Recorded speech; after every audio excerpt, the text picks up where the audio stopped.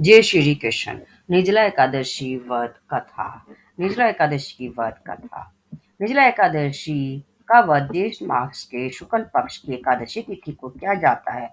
हिंदू धर्म में एकादशी व्रत का मात्र धार्मिक महत्व ही नहीं है, यह व्रत मानसिक और शारीरिक स्वास्थ्य के नजरिए से भी बहुत महत्वपूर्ण है। एकादशी का व्रत भगवान विष्णु की आराधना को समर्पित होता है। इस एकादशी का व्रत करके श्रद्धा और सामर्थ्य के अनुसार दान करना चाहिए। इस दिन विधि पूर्वक जल कलश का दान करने वालों को पूरे साल की एकादशी का फल मिलता है। इस प्रकार जो इस पवित्र एकादशी का व्रत करता है वह समस्त पापों से मुक्त हो जाता है। एकादशी व्रत की कहानी का इतिहास। एक बार बहुभोजी भीमसेन ने व्यास जी के मुख से प्रत्येक एकादशी को निराहार रहने का नियम सुनकर विनम्र भाव से निवेदन किया कि महाराज, मुझसे कोई व्रत नहीं किया जाता, दिन भर बड़ी त्रिशुदा बनी ही रहती है, अतः आप कोई ऐसा उपाय बतला दीजिए जिसके प्रभाव से स्वतः सदगति हो जाए। तब व्यास जी ने कहा कि तुमसे वर्ष भर की संपूर्ण एकादशी नहीं हो सकती, तो केवल एक निर्जला कर लो, इसी से साल भर की एकादशी करने के समान फल हो जाएगा। तब भीम ने वैसा ही किया और स्वर्ग हो गए। इसीलिए यह एकादशी भीमसेन एकादशी के नाम से भी जानी जाती है। निर्जला एकादशी का महत्व।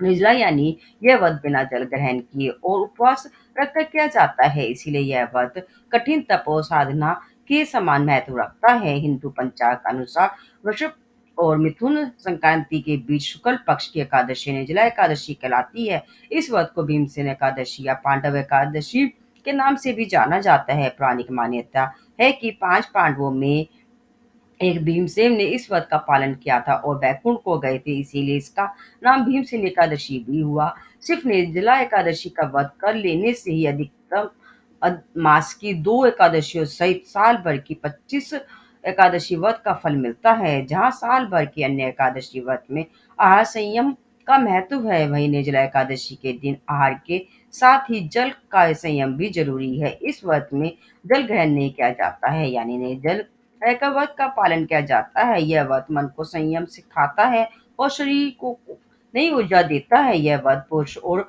महिलाओं दोनों द्वारा किया जाता है। व्रत का विधान है दिन भर इन बातों का ध्यान रखें। पवित्रकरण के समय जल आचमन के अलावा अगले दिन सूर्योदय तक पानी नहीं पिए। दिन भर कम बोले और हो सके तो मौन रहने की कोशिश करें। दिन भर ना सोए, ब्रह्मचर्य का पालन करें, झूठ ना बोले, गुस्सा और विवाद ना करें। एकादशी व्रत की कथा। जब वेद व्यास ने पांडवों को चारों पुरुषार्थ धर्म अर्थ काम और मोक्ष देने वाले एकादशी व्रत का संकल्प कराया था, तब युधिष्ठिर ने कहा, जनार्दन, ज्येष्ठ मास के शुक्ल पक्ष में जो एकादशी पड़ती हो, कृपया उसका वर्णन कीजिए। भगवान श्री कृष्ण ने कहा, हे राजन, इसका वर्णन परम धर्मात्मा व्यास जी करेंगे, क्योंकि ये संपूर्ण शास्त्रों के गतव्यज्ञ और वेदांगों के पारंगत विद्वान हैं। तब वेद व्यास जी कहने लगे, कृष्ण और शुक्ल पक्ष की एकादशी में अन्न खाना वर्जित है। देवादशी को स्नान करके पवित्र होकर फूल से भगवान केशव की पूजा करे, फिर पहले ब्राह्मणों को भोजन देकर अंत में स्वयं भोजन करे। यह सुनकर भीमसेन बोले, परम बुद्धिमान पितामह, मेरी उत्तम बात सुनिए। राजा युधिष्ठिर, माता कुंती, पिता कुंती, द्रौपदी, अर्जुन, नकुल और सहदेव ये एकादशी को कभी भोजन नहीं करते तथा मुझसे भी हमेशा यही कहते हैं कि भीमसेन, एकादशी को तुम भी न खाया करो, परंतु मैं उन लोगों से यही कहता हूँ कि मुझसे भूख नहीं सहन होती।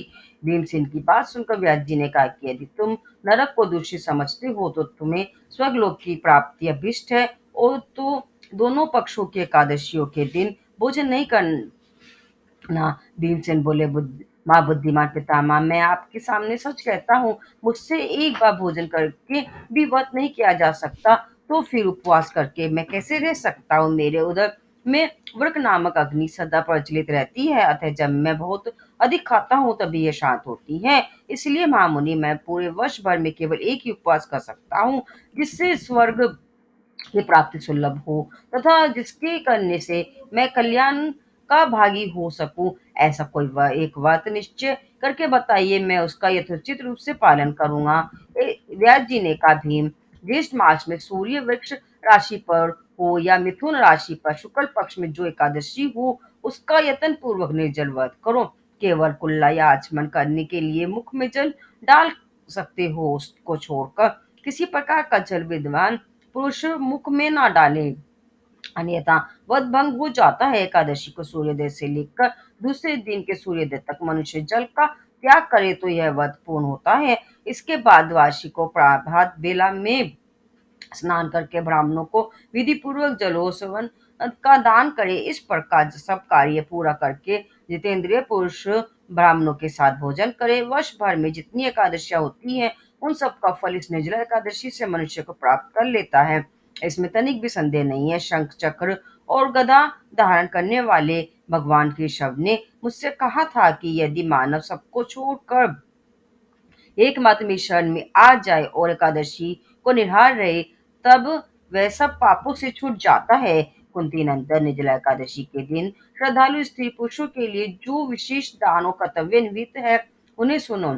उस दिन जल में शयन करने वाले भगवान विष्णु का पूजन और जल में ही धेनु यानी पानी में खड़ी गाय का दान करना चाहिए। सामान्य गाय या घी से बनी गाय का दान भी किया जा सकता है। इस दिन दक्षिणा और कई तरह की मिठाइयों से ब्राह्मणों को संतुष्ट करना चाहिए। उनके संतुष्ट होने पर श्री हरि मोक्ष प्रदान करते हैं। जिन्होंने श्री हरि की पूजा और रात्रि में जागरण करते हुए इस निर्जला एकादशी का व्रत किया, उन्होंने अपने हाथ साथ ही बीती हुई 100 पीढ़ियों को और आने वाली 100 पीढ़ियों को भगवान वासुदेव के परम धाम में पहुंचा दिया है। निर्जला एकादशी के दिन अन्न वस्त्र गो जल शैया सुंदर आसन कमंडलू तथा छाता दान करने चाहिए। जो श्रेष्ठ तथा सुपात्र ब्राह्मण को जूता दान करता है वह सोने के विमान पर बैठकर स्वर्गलोक में प्रतिष्ठित होता है। जो इस एकादशी की महिमा को भक्तिपूर्वक सुनता अथवा उसका वर्णन करता है वह स्वर्गलोक में जाता है। चतुर्दशी युक्त अमावस्या को सूर्य ग्रहण के समय श्राद्ध करके मनुष्य जिस फल को प्राप्त करता है वही फल इस एकादशी को सुनने से भी मिलता है।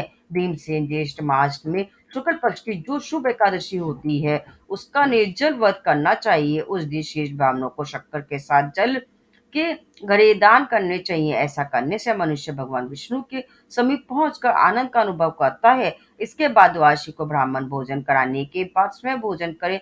जो इस प्रकार पूर्ण रूप से पाप नाशनी एकादशी का व्रत करता है वह सब पापों से मुक्त हो आनंद में पद को प्राप्त होता है। यह सुनकर भीमसेन ने भी इस शुभ एकादशी का व्रत आरंभ किया। यह थी निर्जला एकादशी की व्रत कथा। बोलो जय श्री कृष्ण, जय श्री विष्णु, जय श्री हरि।